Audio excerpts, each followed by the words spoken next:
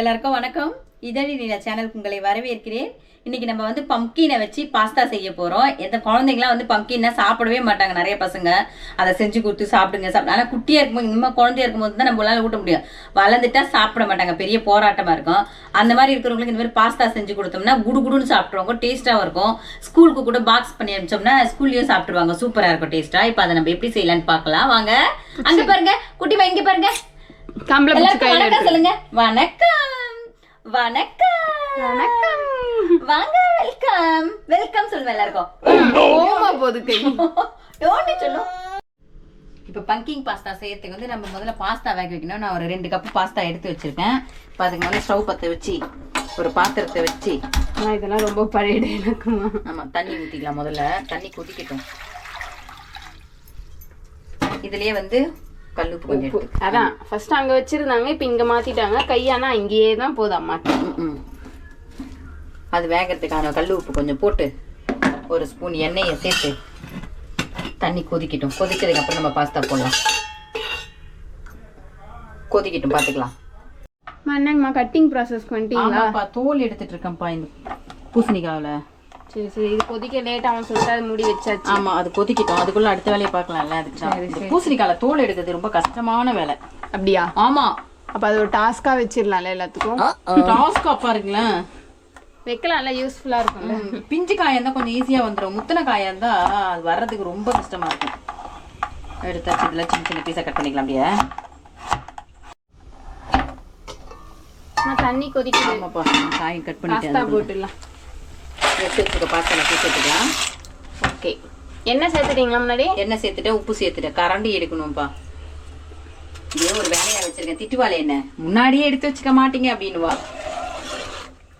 இது நல்லா வேகட்டும். பாஸ்தா வெந்துட்டே இருக்குது, இது வேகட்டும். அப்படியே ஒரு மூடி போட்டு ஸ்டவ் சிம்மில் வச்சிடலாம்.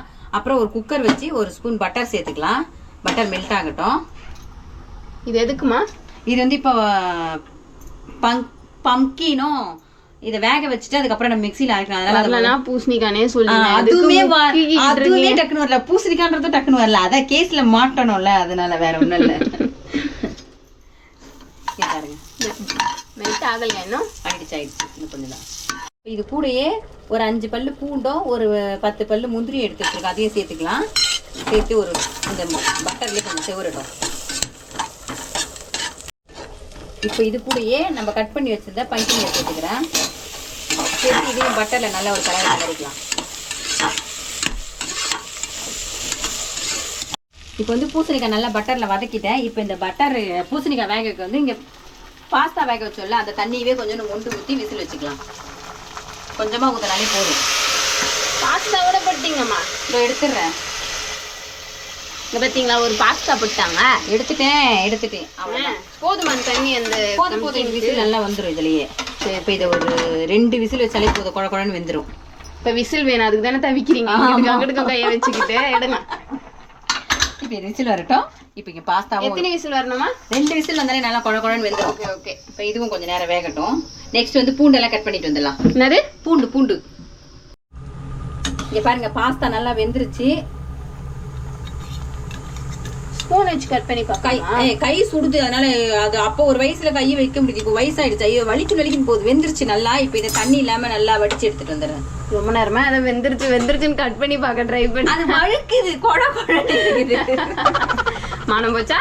அசிங்கமா போச்சா? போய் வெடிச்சிட்டு வருவோம் வாங்க. பாஸ்தாவை வடிச்சு எடுத்துட்டு வந்துட்டேன். மேல பச்சை தண்ணி ஊற்றி அலசணும். பாஸ்தா எப்பவுமே இல்லைன்னா ஒண்ணு ஒட்டிக்கிட்டு அப்படியே கம்மு மாதிரி ஆயிடும். இப்போ இது வடிச்சிட்டோம், ஓரமா எடுத்து வச்சிடலாம்.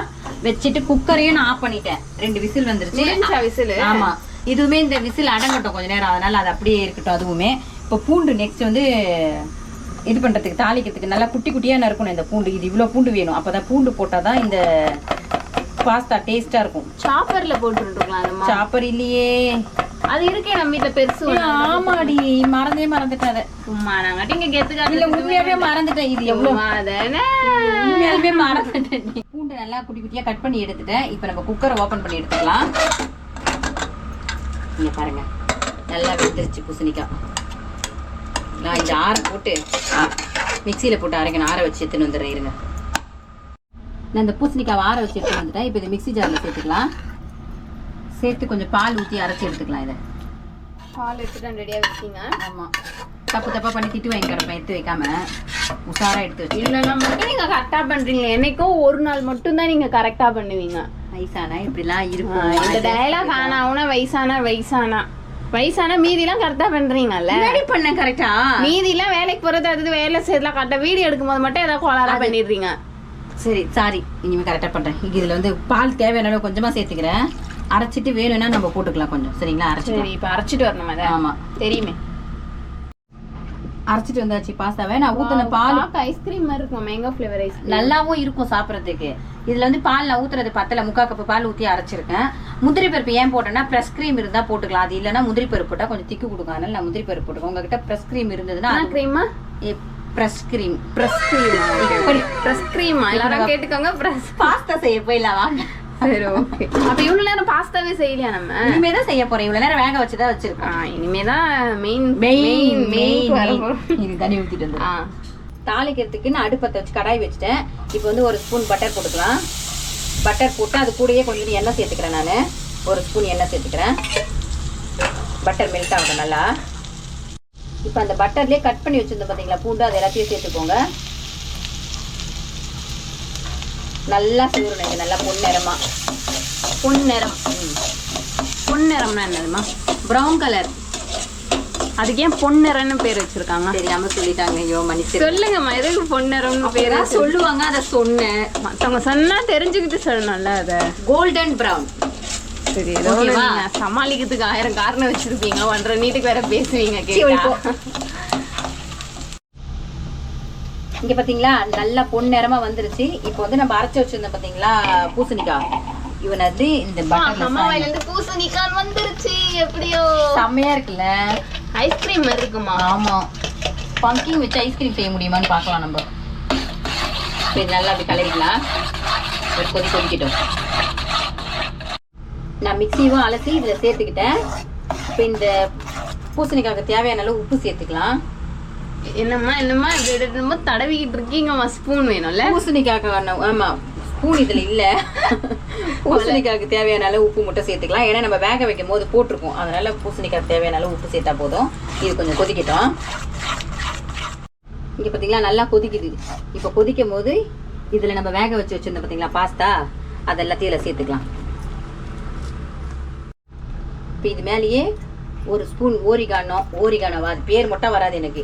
அப்புறம் சில்லி ஃப்ளேக்ஸ் ஒரு ஸ்பூன். ஒரு ஸ்பூன்ல ஒரு 2 ஸ்பூன் போடுற சில்லி ஃப்ளேக்ஸ். காரம் இருந்தால் தான் நல்லாயிருக்கும். அப்புறம் ஒரு 1/2 ஸ்பூன் மிளகுத்தூள், அதையும் போட்டு நல்லா கிளறிப்போம். மஞ்சானுக்குது பூசணிக்காய் மஞ்சள் கலர் தானே? தெரியாதா எனக்கு? இவ்வளோ நேரம் உங்கள் பக்கத்தில் நானும் தானே நின்றுட்டு குக்கரு. இப்போ இதில் பத்தலைன்னா கொஞ்சம் பால் சேர்த்துக்கலாம். ரொம்ப திக்காயிடுச்சுல, இன்னும் கொஞ்சம் லூஸா வரணும்னா கொஞ்சோண்டு பால். லூஸா வரணுமா? கொஞ்சம் வைத்தியமா லூஸா வரணும். கொஞ்சம் கிரேவியா. அந்த பார்க்கவே செம்மையா இருக்கு. என்ன வேணும்? அந்த சீசி மொசரல்லா சீஸ். இப்போ வந்து இந்த நம்ம எடுத்து வச்சிருக்க மொசரல்லா சீஸ் இதுல சேர்த்துலாம். எவ்வளவு போடணும்? 1 கப்பு போட்டா போதுமா? நிறைய கூட போட்டுக்கலாம். நான் கொஞ்சம் தான் போடுவேன். நம்ம இஷ்டம் தான். ஆமா, இது அப்படியே எல்லாம் மிக்ஸ் ஆகி ஒரு கொதிக்கட்டும், பார்க்கலாம். இங்க பாருங்க, அந்த சீஸ் போட்டோன்னே எப்படி நல்லா மூக்ஷெடிமே சாப்பிட்ற பொருள். அதுதான் இதோடைய. சீஸ் போட்டா நல்லா இருக்கும் டேஸ்ட். சீஸ் போடலன்னா டேஸ்ட் நல்லா இருக்காதாமா? டேஸ்ட் சேம் ஒரே மாதிரியே தான் இருக்கும். இது போட்டா அந்த கிரேவி நல்லா கொடுக்கும். நல்லா ஒரு மாதிரி இன்னும் நல்லா இருக்கும். நல்லா தான் இருக்கும். அதுவும் நல்லா இருக்கும், இதுவும் நல்லா இருக்கும். அவ்வளவுதான், சூப்பரான பங்கிங் பாஸ்தா ரெடி.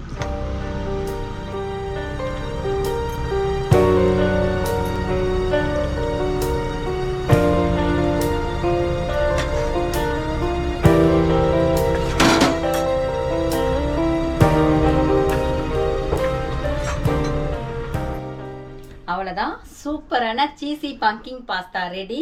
சுட சுட செம்ம டேஸ்ட்டாக இருக்கும். எல்லாரும் இதே போல் செஞ்சு பாருங்க. குழந்தைங்களாம் செஞ்சு கொடுங்க. செஞ்சு கொடுத்துட்டு எப்படி இருக்குன்னு கமெண்ட் பண்ணுங்க, லைக் பண்ணுங்க, ஷேர் பண்ணுங்க, மறக்காம சப்ஸ்கிரைப் பண்ணுங்க. மறுபடியும் அடுத்த வீடியோவில் பார்க்கலாம். பாய்.